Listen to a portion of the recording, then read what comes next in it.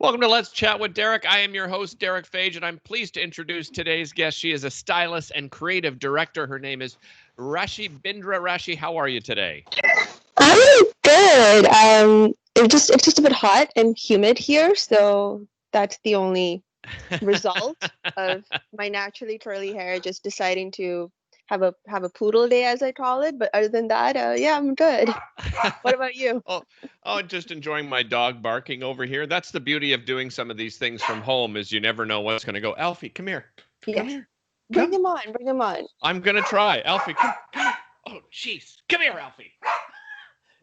Just a second, folks.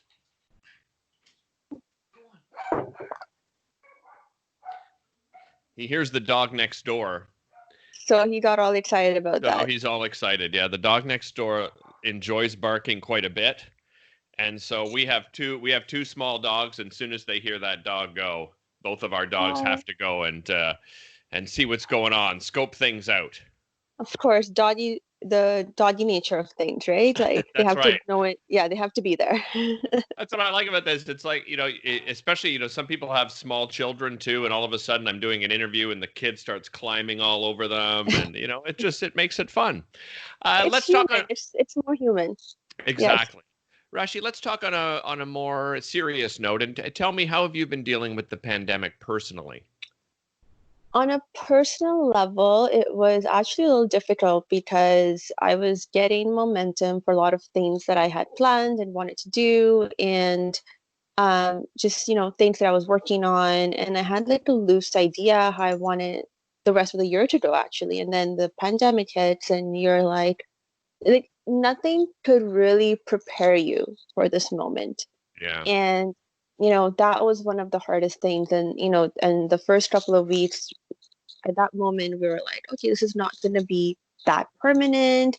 It's just a matter of a few weeks, we can adjust. So I spent more time trying to motivate myself the first couple of weeks, where it's like I'm doing this challenge on Facebook and I'm doing that, and just keeping busy and not to like really deal with it. And then as you realize, like like back in March, that this is going to be something that's going to change your life and just change how things are done. And when and at that moment, I was still going to the grocery store, once in 2 weeks. But Yeah. even that one or two trips, and with being as cautious as possible, at that moment when you were seeing the empty shelves, because at that time people were like in panic. So when you're seeing those Yeah. empty shelves, no matter how positive you were or trying to be, it hit you. That was when it was hitting me, that from where to where are we, like, how did we come to a point in society where people are fighting over toilet paper and processed foods and tuna cans and the It's so true. like, I think how did we get here? yeah, it hit me like that too, Rashi. It wasn't just the empty shelves, as you said, the toilet paper and the canned goods and the pasta and the eggs were all gone. But Right. then I started hearing over the PA system, please make sure you keep 6 feet apart.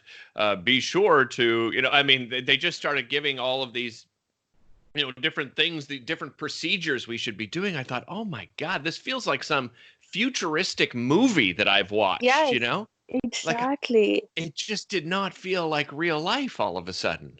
And the worst thing was, like okay, like, so like things like milk and eggs and cheese and stuff like that. These are normal goods that we buy, and like and if you live with a family, or you have a big family, or just with kids and stuff, you always stock up on it. It's a very normal thing to do. But to start seeing the signs where, what, two egg trays per family, or one per family, or no more than six, and especially things that are so essential for like day-to-day living, like your Lysol wipes and things like that. That's when it was hitting that, oh my God, that we've come to a point that we need to be told how much we cannot buy. We need to be confined into our space. And when you do it when it's not a choice, it really affects in a whole different manner. Yeah, it really does. It affects you psychologically. There's no Yeah. doubt. Now, you said you were gaining some momentum. So tell us a little bit, first of all, about what you do as a stylist and creative director. Tell me about your business. So I'm a fashion stylist, and I am a creative director for various projects. I had actually just finished doing one for a fashion magazine. based in Toronto, and it was for a South Asian magazine, but it had gotten great response. And so over the past couple of years, I've been building myself up as a fashion stylist for shows and magazine work and short movies, and just like going on that tangent. And then this year, I decided to dive into personal styling as well, because I've always had people who like reach out to me, and I was like, okay, sure. And I was doing a couple of projects where like coming along. I just finished an amazing project with the co-stylist in February. I had given a kind of like a Dress for Success seminar in March, like in the beginning of March. So that weekend I had done that, and then I was doing styling for a music video, and the pandemic happened. And so just like, yeah, so this year was like the year where like the real project that I wanted were coming my way, like the slightly bigger gigs now and the more long-term projects. And the relationships I built were like, okay, Right. things in motion, and then you can't do anything.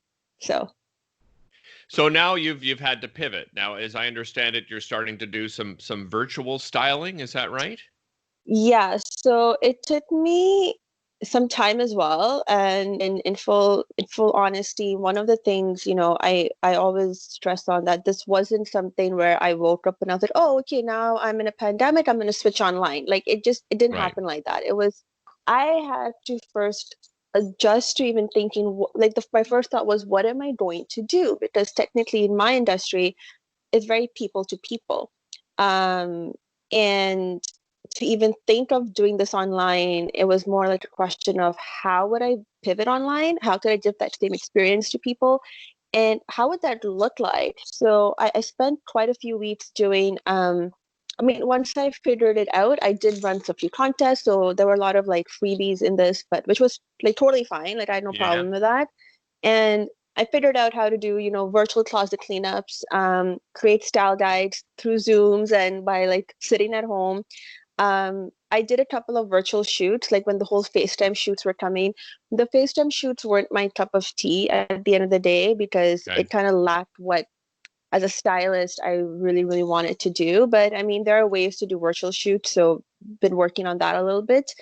But yeah, I kind of just started building programs and ways where we can pivot online as a stylist. So it will be more personal styling, but do that, incorporate, self-care in it, and just really was listening to what people needed at the time. Yeah, and I understand what you're saying because I've told you, before we started Yeah, recording here, is I love fashion, and that industry is a very tactile industry, right? I mean, you want to touch and feel and smell, and you want to work so yeah, closely together. So I can just understand, that all of a sudden that's just missing from you. But you and I were talking too off camera, just saying, the other day I'm doing just doing a Zoom call with a bunch of yeah. friends, and hey, does anyone miss dressing up? And most of the guys are like, whatever. I love just throwing it. And I'm like, I Mm-mm. totally I feel so comfortable in a suit. I just think it lifts your spirit. It makes you feel better. So can fashion play a role during a pandemic like this? Like, how would you describe the role of fashion in these days, in this day and age? So I actually would say yes to that, and I've been a strong advocate since this pandemic has started, that it's so important to dress for success even at home. It's so important as guys even to, and I'm not saying that you have to wear your suit at home, but you know what I mean. Just get out of those pajamas, get out of those sweatpants, and if you like wearing joggers, they are nicer, somewhat casual, but semi-dressy type of joggers. Wear that, wear a color that cheers you up, cheers your like something where where you're like, if you have clients, right, and you know what industry you're in, and if you know that they won't be that sensitive, wear like a bit of a brighter color. If you feel like they might be a little bit sensitive today, wear like more light colors, but like the greens and the blues and the purples and like even oranges and yellows, like brighten up your environment a little bit, and that changes so much for you mentally, emotionally, psychologically. It really helps you shift during this time. I agree 100% because when I was hosting my show in Montreal, Breakfast Television Montreal, so I was commuting back and forth on weekends, and my family remained behind here in Ottawa. And you know Mm-hmm. what? I just needed an environment where I knew I was going to be by myself quite a bit. So the first thing that I said to my wife is whatever we buy and purchase as far as furniture and art goes to put in my new Yeah. condominium in Montreal, I want it to be bright. And that's exactly like I bought like an orange couch. My night table was Yeah. red. You know, my TV table was bright red. I mean, I just had pops of color everywhere, and it really made it. My tablecloth on my little bistro kitchen table was a Mm-hmm. bright yellow, Yeah. you know, and it really does make a difference. So not only just in, you know, in fashion, but it can also, you know, in art, in home decor. I mean, color really does make a big difference for us, Yeah. In doesn't your it? space. Yeah, Yeah, and that's exactly. something I've been yeah, and that's been something I've been focusing on with my clients and the I don't like to use the word coaching programs, but just now because it's all very online, just style and self-care programs, one of the huge component in this is color theory. So it's like understanding your color season and building your palette, but now how do we bring that not only in your clothes, but like in your environment, right? Right. And there's so many people I've had calls and their environment is very, very dark, or it's not well lit, or it's very, very, beige and neutrals. And I'm like, okay, I'm not saying go spend thousands of dollars right now and, redoing your house, but small things like plants make a huge difference. I mean, Yeah. candles, if you're into that art, even basic art, quotes, you know what I mean? Just put that all around you, changes I everything. I think we're so afraid in North America. You know, my wife and I are addicted to DIY shows. Like we watch every single DIY show known to mankind. And what I've noticed is when it's sort of a more of a European focused DIY show, there's color everywhere. Like they are Yeah. experimenting with crazy stuff on the walls, right? With really interesting, like emerald green couches and so forth. And then you watch something, you know, a DIY show, you know, that's produced in North America. It's like, you know, really, you know, understated tones and earth tones Yeah, with I can do that. well, yeah, and the sense is too, you know, well, if you have, you know, when you go to sell your home down the road, you have to make sure, you know, you have neutral colors. Well, just, you know, decorate your home and paint your home the way it makes you happy, and then worry about when you sell the home down the road. You know what I mean? Like, don't decorate Exactly. your place with the thought Exactly. of it's an investment and one day I'm going to have to sell it, right? Well, and see, that's the thing, right? And that's the mentality. But and for me, what I find it interesting is that when it comes to clothes, yes, people are still buying the neutrals and the beiges or whatever, but they're willing to drop, hundreds of dollars on items without thinking, is this an investment piece or not? Because it's a brand name or it's a trend. Now, what if you were to take that money, invested in yourself, but do it in a manner that we are today, you're able to take care of yourself with the tools you have at home, which is your space being very inviting.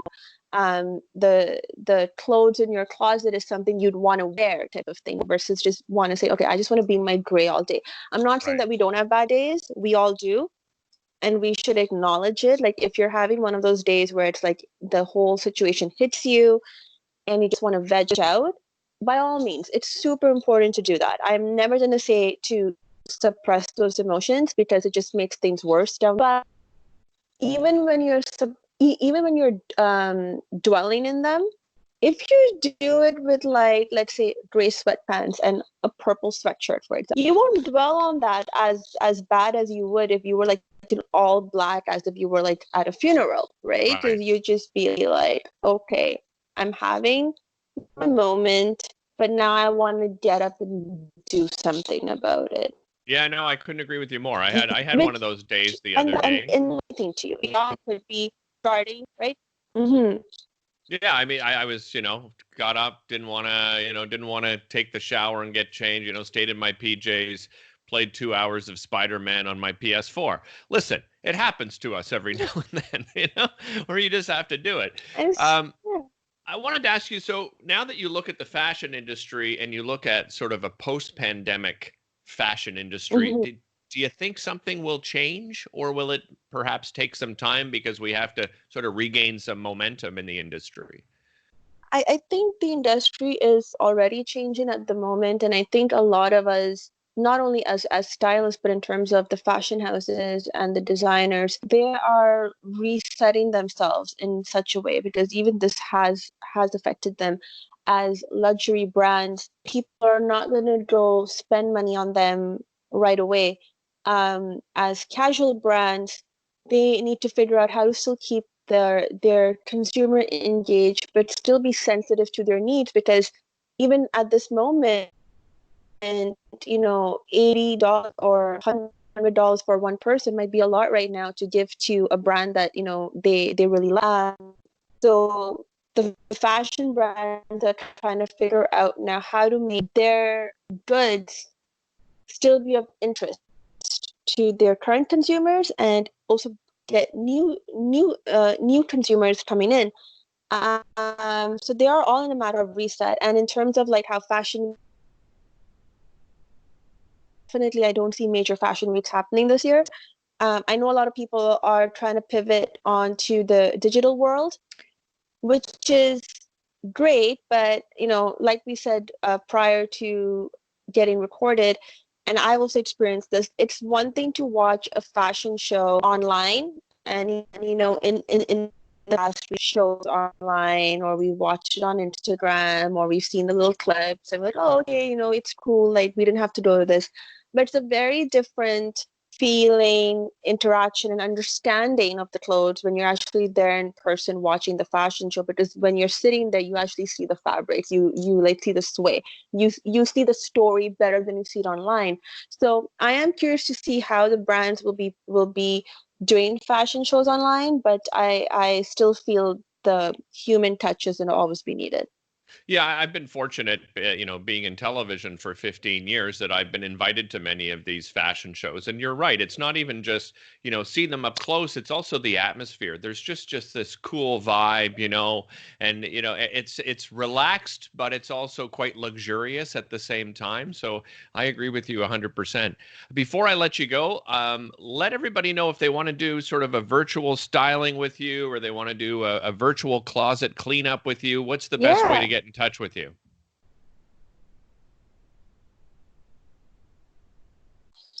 The best way to get in touch with me would be my Instagram or my email. So my Instagram is my name at Rashi Bindra, RASHIB as in Bob, INDRA, or my email, which is creative@rashibindra.com.